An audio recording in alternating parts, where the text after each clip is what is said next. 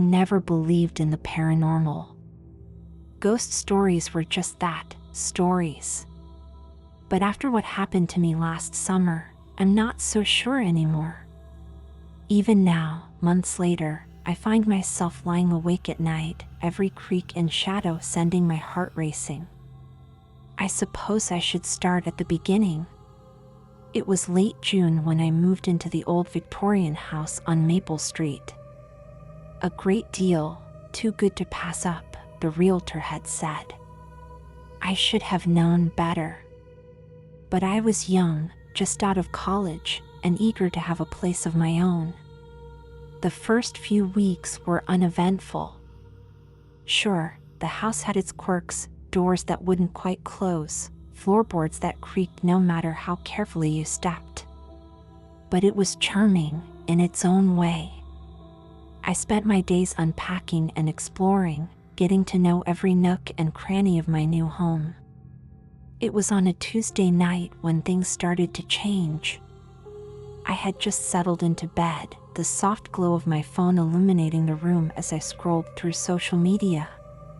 The clock ticked over to 3:33 a.m., and suddenly, the temperature plummeted. I could see my breath misting in the air. A loud thud from downstairs made me jump. "Hello?" I called out, my voice shaking.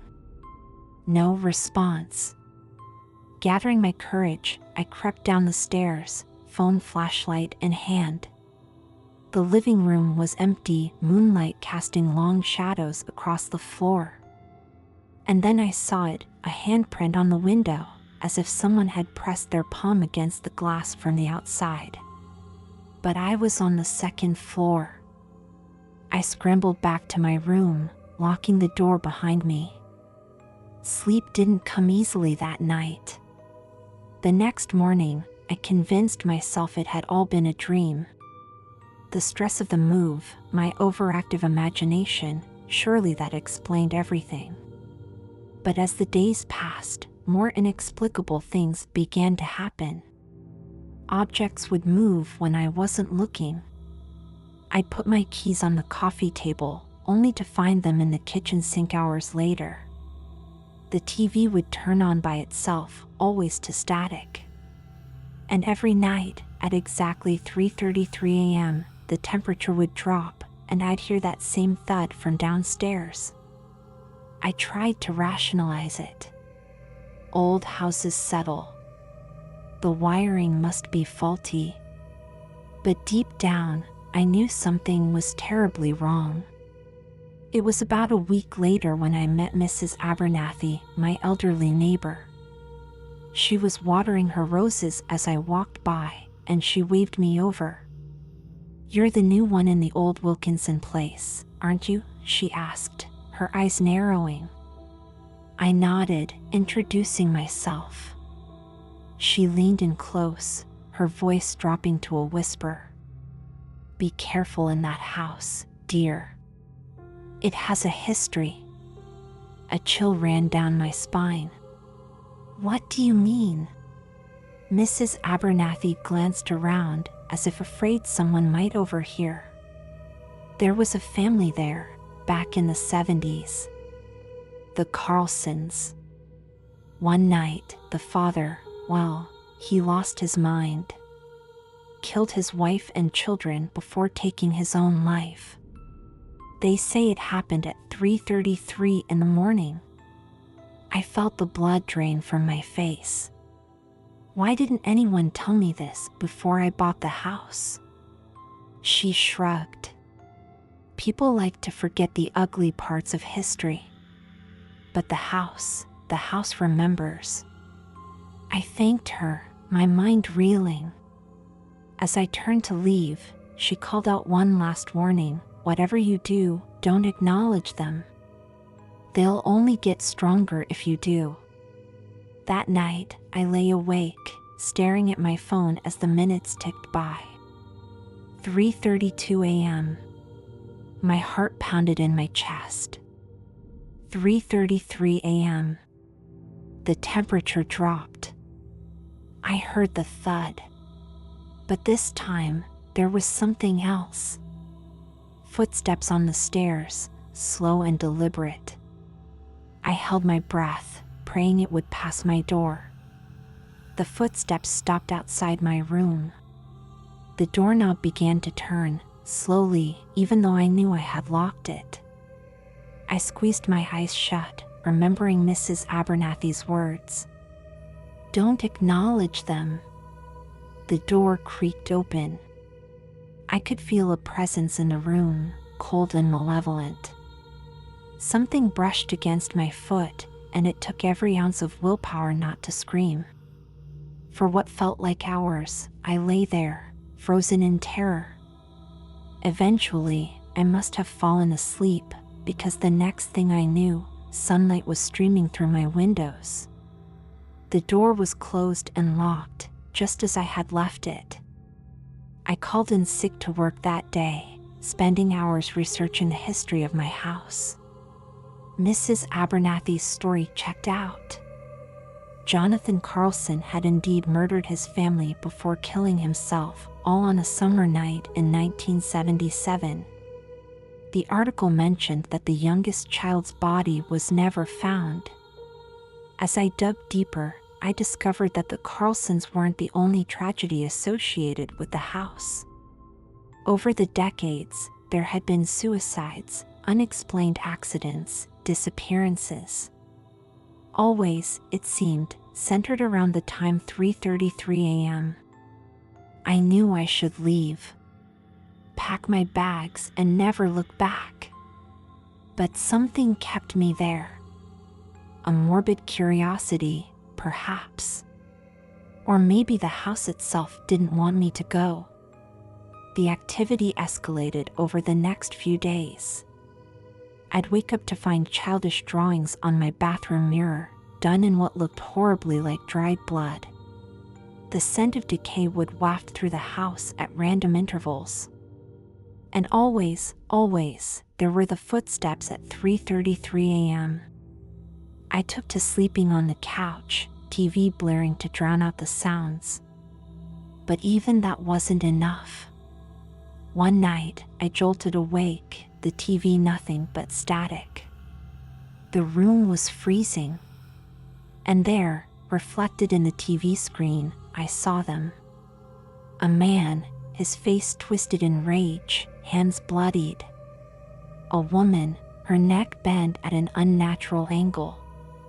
And two children, a boy and a girl, their eyes dark hollows and pale faces.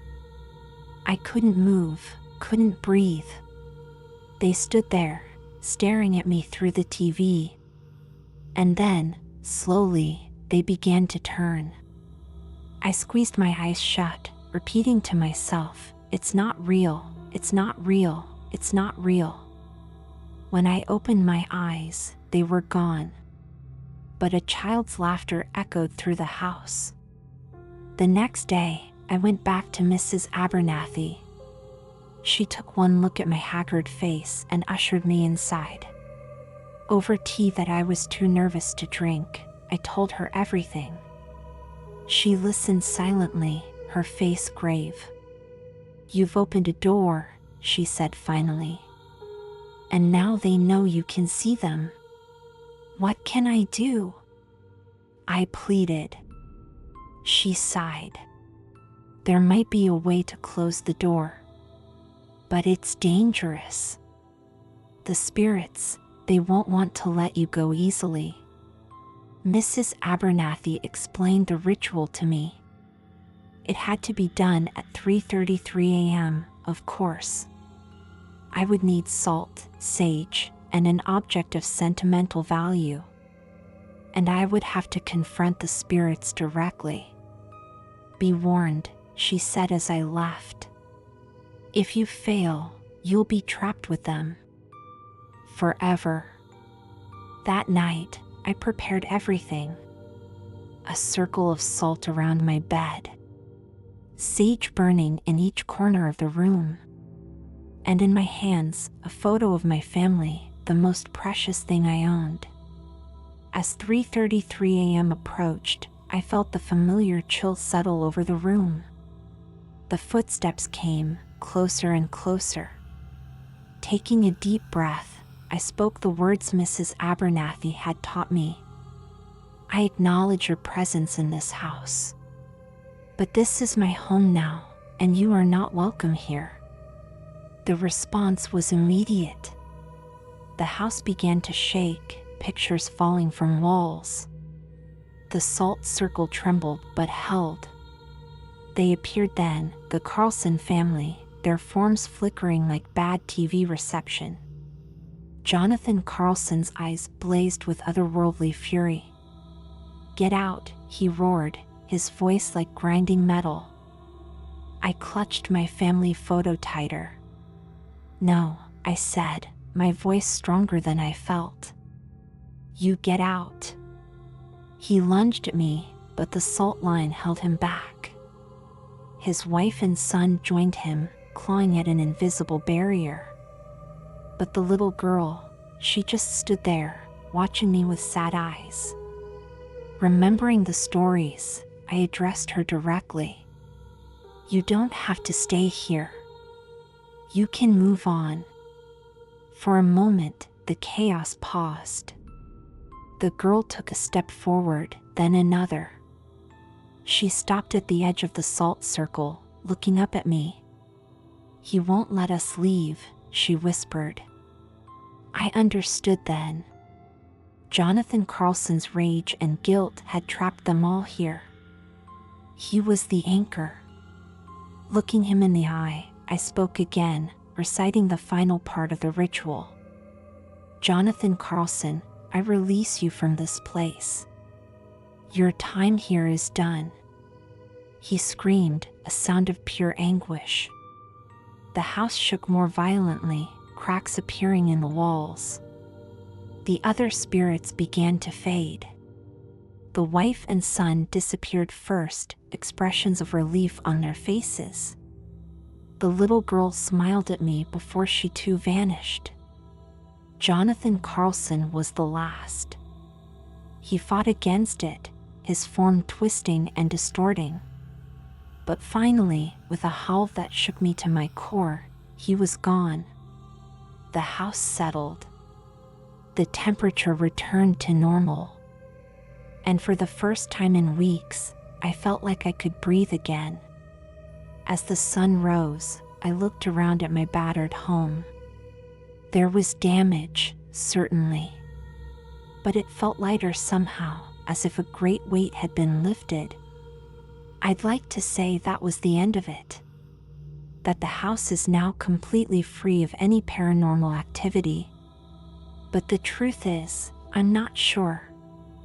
Sometimes, late at night, I think I hear a child's laughter. A faint giggle, quickly fading. And occasionally, I'll catch a glimpse of something in the corner of my eye, a small figure, watching me curiously before disappearing. But it doesn't feel threatening anymore. More like a benevolent presence. A protector, perhaps. I've thought about moving. Even put the house on the market once. But something always holds me back. This is my home now, with all its history and secrets. And who knows? Maybe there are other houses out there, other families trapped between worlds. Maybe they need someone who understands, someone who can help. So I stay. And every night at 3:33 a.m., I wake up. Not out of fear, but out of habit. I check the house, make sure all is well. And if I happen to whisper a quiet goodnight to the empty rooms, well, that's between me and the house. After all, every home has its stories. Mine just happened to be a little more real than most. Months passed, and I settled into a strange new normal. The house and I had reached an understanding of sorts. But as winter approached, things began to change once again. It started with the dreams. Every night, I found myself wandering through a twisted version of my house. The walls would breathe, doors would lead to impossible places, and always, there was something chasing me. I'd wake up in a cold sweat, the echo of a child's laughter ringing in my ears. The friendly presence I'd grown accustomed to felt different now, uncertain, almost afraid. One morning, I found a message scrawled on my bathroom mirror in childish handwriting: "He's coming back." My blood ran cold. I knew instinctively who he was. I went to see Mrs. Abernathy, but her house was dark and empty. A for sale sign stood in the overgrown yard. I felt truly alone. As the days grew shorter, the activity in the house intensified. Objects would fly across rooms. Shadows moved against the walls, taking on monstrous shapes. The TV would turn on by itself, always showing the same thing: a well in the middle of a dark forest. And every night at 3:33 a.m., I'd hear a sound that chilled me to my core: the laughter of Jonathan Carlson. I knew I had to do something. The ritual I'd performed months ago had weakened the barrier between worlds, and now something worse was trying to break through. I spent days researching, digging through old books and obscure websites. I learned of an ancient artifact, a mirror said to trap evil spirits. It had last been seen in a private collection in New Orleans. With a sense of grim determination, I packed a bag and set out on a journey that would take me to the heart of the bayou. New Orleans was a city steeped in magic and mystery. I could feel eyes watching me from every shadow as I made my way through narrow streets lined with iron-wrought balconies. My search led me to a tiny shop tucked away in a back alley. The sign above the door simply read Madame Laveau's Curiosities. A bell jingled as I entered. The interior was crammed with all manner of strange objects: shrunken heads, voodoo dolls, jars filled with things I couldn't identify. "I've been expecting you," a voice said from the shadows. An old woman emerged, her dark eyes gleaming with an otherworldly light. She introduced herself as Madame Laveau, a descendant of the infamous voodoo queen. "You seek the mirror of souls," she said, her voice like dry leaves rustling. I nodded, explaining my situation. She listened intently, then disappeared into a back room. When she returned, she carried a small hand mirror, its surface cloudy and dark. "This mirror has the power to trap spirits," she explained. "But be warned, it is a double-edged sword. The mirror does not distinguish between good and evil.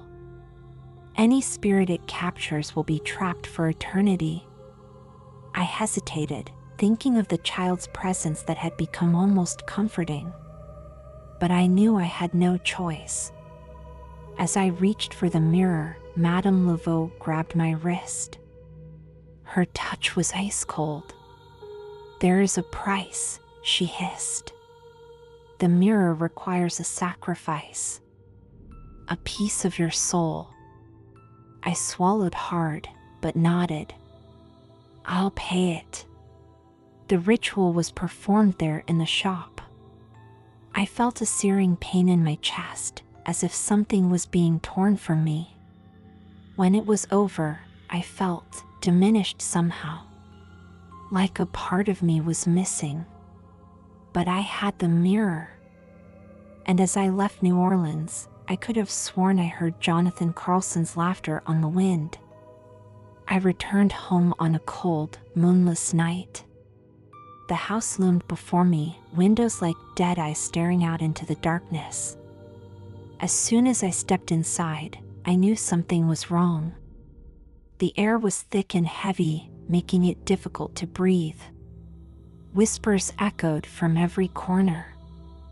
I made my way to the living room, the mirror clutched tightly in my hand. The room was in chaos, furniture overturned, papers swirling in an unnatural wind. And there, in the center of it all, stood Jonathan Carlson. He was more solid than before, more real. His eyes blazed with hellfire as he turned to face me. "You thought you could get rid of me that easily?" he snarled. I held up the mirror, my hand shaking. "It's over, Jonathan. You don't belong here." He laughed, a sound that set my teeth on edge. "Oh, but I do. This house is mine. This family is mine." With a wave of his hand, the other spirits appeared, his wife, son, and the little girl. But they were different now.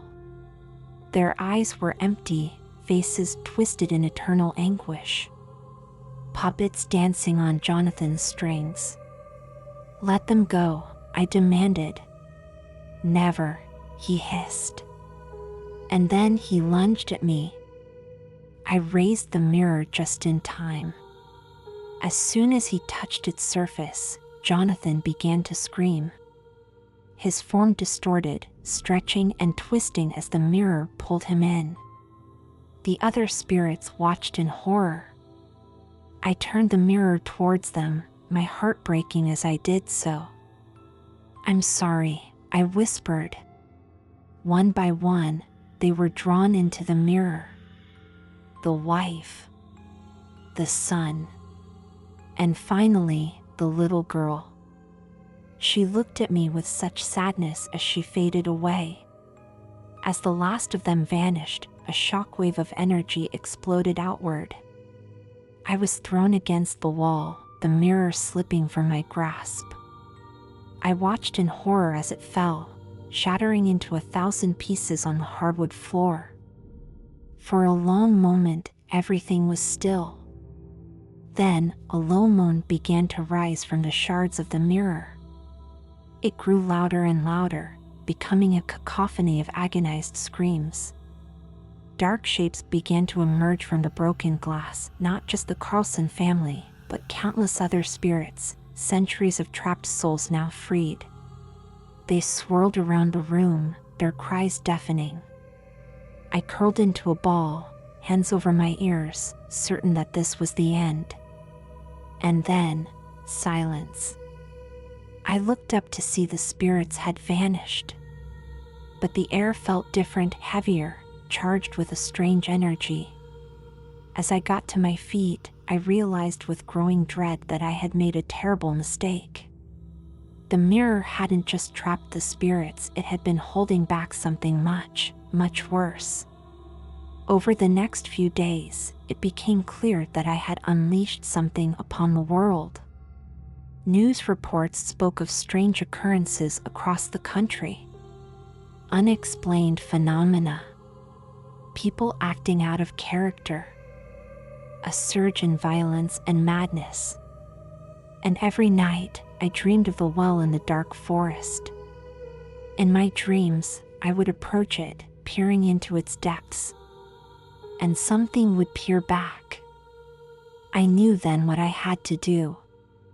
The well was real, hidden somewhere in the woods behind my house.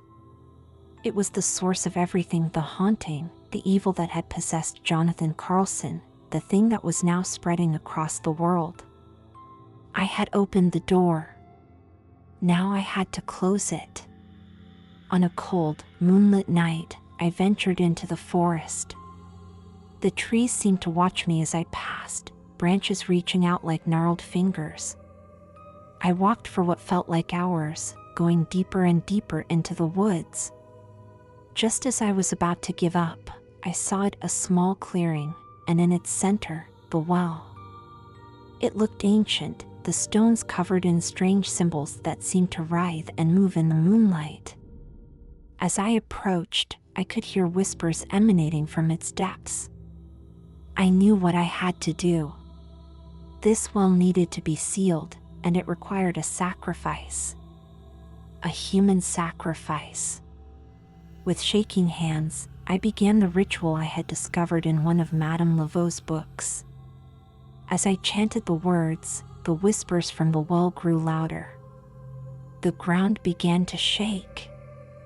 Suddenly, a hand shot out of the well, grabbing my ankle.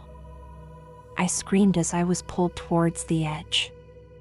In that moment, I saw flashes of other worlds, hellish landscapes, beautiful but alien planets, dimensions that hurt my mind to perceive.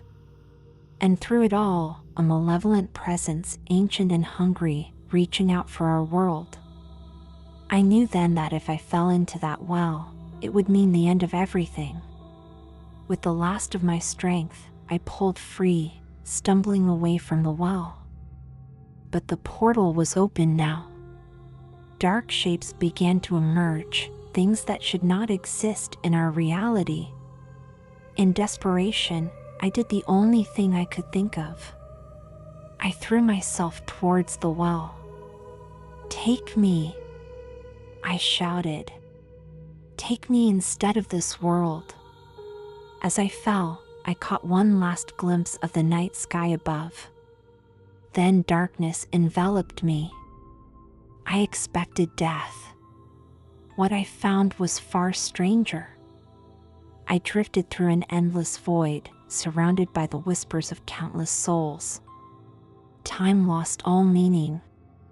I could have been there for days or centuries. And then, suddenly, I was back in my house. But it wasn't quite my house. Everything was slightly off, colors muted, shapes just a bit wrong. I realized then the truth of my situation. I had become like the spirits I had tried to banish, trapped between worlds, neither fully here nor there. But I had succeeded. The well was sealed. The world was safe. Now, I wander through this shadow version of my home. Sometimes, I catch glimpses of the real world, people going about their lives, unaware of how close they came to annihilation. And sometimes, in quiet moments, I feel a presence. The little girl, I think. We're connected now, both of us guardians of this house, this barrier between worlds. I don't know if this is my eternal fate or if someday I'll find a way to truly move on.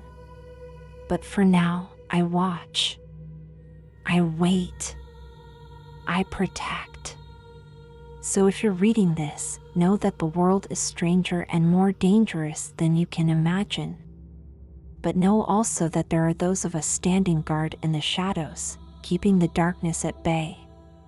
And if you ever find yourself in an old house and feel a chill run down your spine for no reason, don't be afraid. It might just be me, making sure you're safe. Sweet dreams. And maybe keep the lights on tonight, just in case.